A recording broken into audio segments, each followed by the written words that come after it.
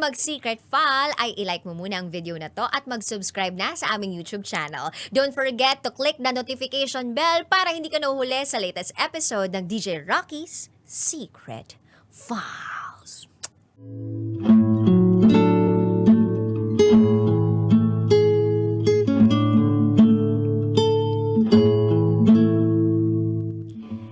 And now, it's time for DJ Rocky's Secret File with Jello.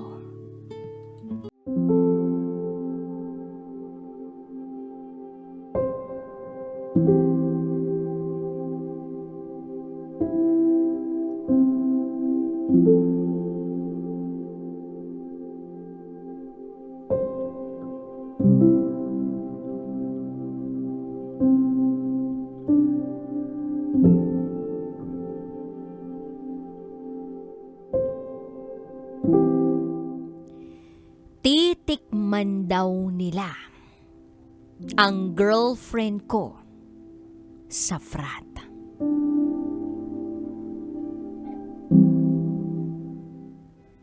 Hi DJ Rocky at DJ Jello. Kamakailan lamang ay may napanood akong balita tungkol sa isang estudyante na binawian ng buhay dahil sa pagsali sa fraternity. May experience din ako tungkol dito at naway magsilbi itong aral sa lahat. Matagal na panahon na ang pangyayaring ito. Pero sariwang-sariwa pa rin ang lahat sa memorya ko. Itago niyo ako sa pangalang Anjo. At ito, ang aking secret file. College pa ako noon. Bagong salta sa Metro Manila. Yung pakiramdam na astig ako dahil sa bagong mundo na kinabibilangan ko. Nandun yung pakiramdam na meron kang lakas, na nandyan yung respeto at kapatiran. Pero habang tumatagal, nare-realize ko na hindi pala lahat ng tinatawag na kapatiran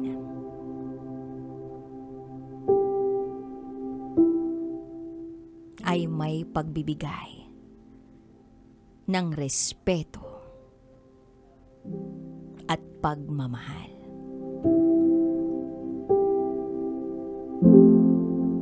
Walang kapayapaan.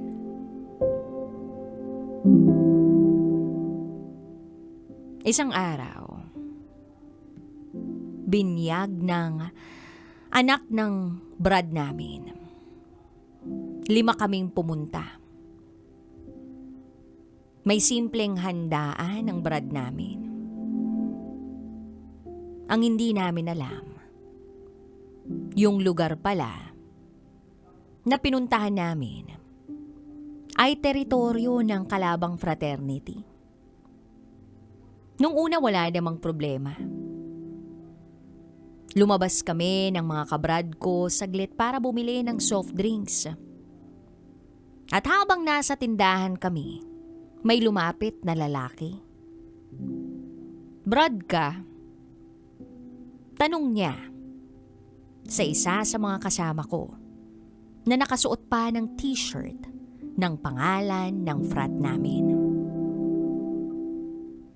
Brad din daw siya. May 3 pa raw siyang kasama.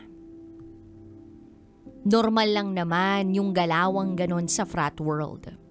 Minsan kahit hindi mo kilala, basta brad mo, bati-bati lang.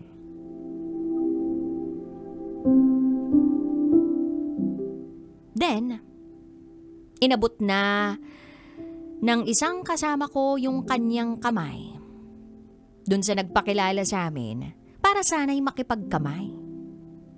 Pero bigla na lamang siyang ginawaran ng suntok. Bigla kaming pinagsasapak. Walang warning, walang usapan. Yung 3 kasama niya ay biglang dumami. Hindi ko alam kung saan sila nanggaling. Then mula 3 naging 10 hanggang sa naging halos 20 na. Hindi ko na maalala kung sino-sino ang sumusuntok sa akin. Para akong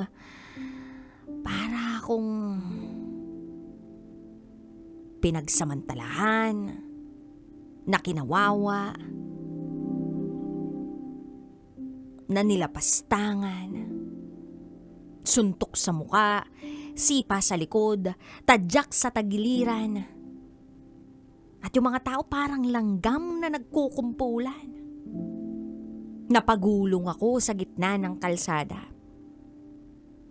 At habang nasa gitna ako, isa lang ang naiisip ko. Dito na ako mamamatay. Iniisip ko na baka meron dun na maglabas ng kutsilyo. Na baka bigla na lang akong saksakin. Na hindi na ako makakauwi.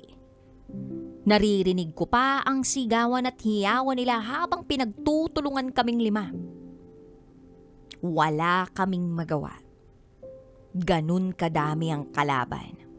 Tuloy-tuloy lang sila sa pananakit sa amin. Hanggang sa may mga dumating na taga-barangay. Hindi namin sila kilala. Sila ang pumagitna at sumigaw para tumigil.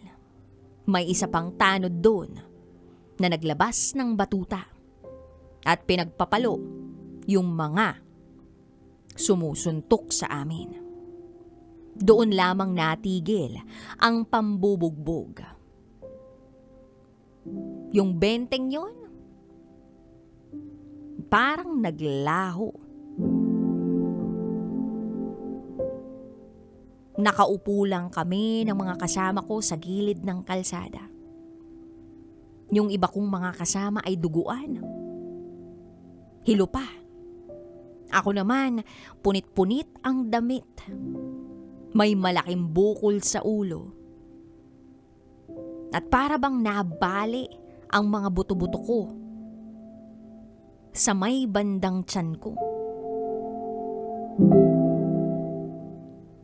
Sakit-sakit ng ribs ko. At dun pa namin napansin na yung isa naming brad nakaiwan ng sapatos sa gitna ng kalsada. At ang sapatos na yun ay mamahalin pa. Pero hindi na namin kinuha dahil ayaw na naming makabalik doon. Yung ibang mga kasama ko ay nagpadala sa ospital. Pero ako, dumiretso ng uwi sa bahay. Hindi ako nagpa-ospital. Bakit? Ayokong umamin sa mga magulang ko. Tinanong ako ng nanay ko kung anong nangyari sa akin at bakit ganun ang itsura ko. Sabi ko, napuruhan lang ako sa basketball. Nabukulan. Pero sa totoo lang, DJ Rocky at DJ Jello, ilang araw akong pilay. Masakit ang buong katawan ko. Araw-araw nagpapanggap ako sa harap ng mga magulang ko na okay lang ako.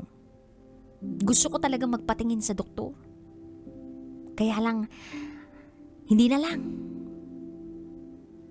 Dahil lagot ako pag nalaman ng pamilya ko kung anong nangyari sa akin. Kaya tiniis ko at nagpatuloy sa pag-aaral. Pero, meron pa palang isang pangyayari na mas masakit na siyang tatatak sa akin kesa doon sa bugbog na natamo ko.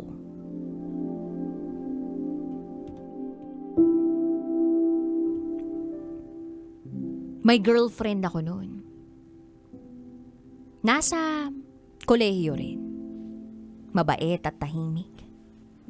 Siya yung tipo ng babaeng laging nariyan kapag may problema ka. Hindi siya parte ng kapatiran na kinabibilangan ko. Pero dahil boyfriend niya ako, minsan, napapasama siya pag nakikitambay ako kasama ang mga kabrad ko. Isang gabi, nasa inuman kami ng mga brad. Typical frat night. Nandiyan ang kwentuhan, nandiyan din ang yabangan sa mga kwento. Kasama na ang alak. Dumating yung isa sa mga senior namin. Kumbaga, etong taong to matagal na sa frat at nire-respeto ng mga neophyte. Napansin niya yung girlfriend ko.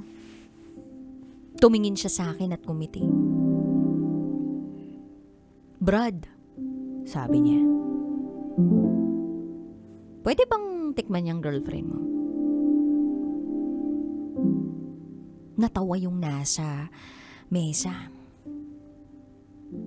Na para bang normal lang sa kanila yung sinabi. Pero ako, inaantay ko na sabihin niyang joke lang. Pero wala akong narinig. Nanlamig ako. Hindi ko alam kung anong isasagot ko. Hindi ko alam kung galit ba ako, kung nahihiya ba ako, o natatakot ako sa mga susunod pang mangyayari.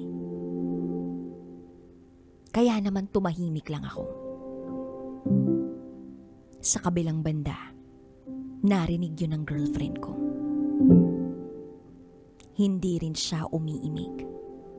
Hindi siya gumawa ng eskandalo. Hindi siya sumigaw. Pero nakita ko sa kanyang mukha yung pagkahiya at sakit mula sa narinig niya. Pagkalipas ng ilang minuto, nagpaalam siya sa akin na uuwi na raw siya. Sinamahan ko siya palabas. At habang naglalakad kami palabas ng tambayan, tahimik lang siya. Hanggang sa binasag na niya ang katahimikan sa pagitan naming dalawa. Ganun ba talaga kayo? Wala akong maisagot. Hindi dahil wala akong gustong sabihin, kundi dahil alam ko sa sarili ko na mali.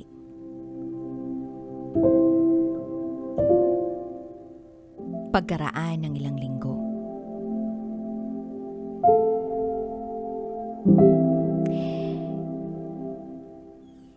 meron pang initiation.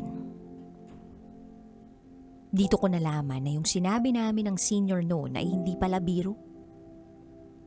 Isa raw yun sa mga paraan para subukin ang loyalty ng isang bagong miyembro.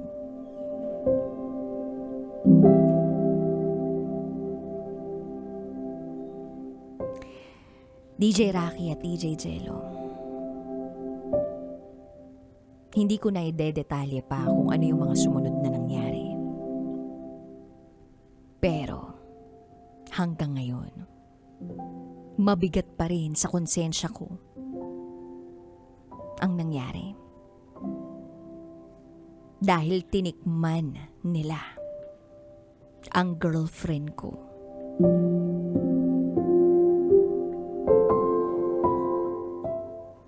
nang wala ako. Akala ko astig ang pagsali sa kapatirang yun. At habang tumatanda ako, wala palang kwenta. Yun ang realization ko. Hindi pala yun kapatiran. Dahil sa oras ng tunay na kagipitan, hindi kabrad mo ang unang maaasahan, kundi pamilya at mga tunay na kaibigan. Sa ex-girlfriend kong si Pia, gusto ko lang sabihin salamat sa lahat ng alaala at sa mga panahong naging masaya tayo. Sorry. Sorry kung hindi kita naipaglaban. Sorry kung hindi kita naprotektahan.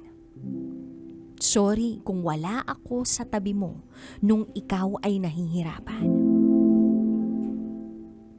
Sorry kung hanggang ngayon dala-dala mo pa rin ang sakit, pait ng nakaraan.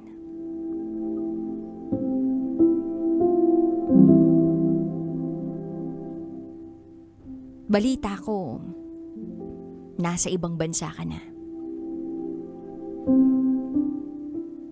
Nahirapan ka man nung umpisa na magsimula uli.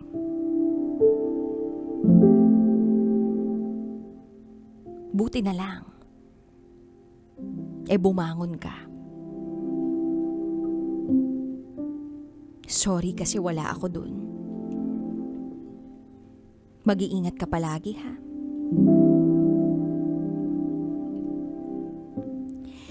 DJ Rocky at DJ Jello. Minsan sa buhay natin, akala natin ang lakas at respeto ay makukuha sa pagsali sa mga grupo o sa pakikisama sa mga kapatiran na siya palang maling impluwensya. Pero sa huli, mapagtatanto natin na ang tunay na respeto at lakas ay nanggagaling sa tamang desisyon, sa pag-iingat sa sarili, sa pagpoprotekta ng mga mahal natin sa buhay, at sa paggalang ng kapwa. Ang mga karanasan ko ay paalala na hindi lahat ng tinatawag na kapatiran ay tunay na kapatiran. Minsan, ang pinakamahalagang piliin ay ang kapayapaan, kaligtasan, at ang mga taong tunay na nagmamalasakit sa atin.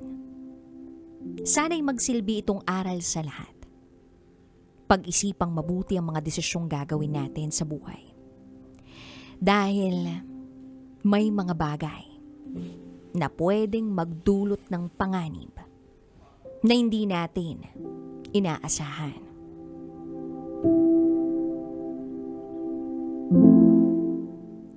Piliin natin ang landas na magdadala sa atin sa mas maayos at mas ligtas na kinabukasan. Hanggang dito na lang po, DJ Rocky at DJ Jello. Muli, ako si Anjo.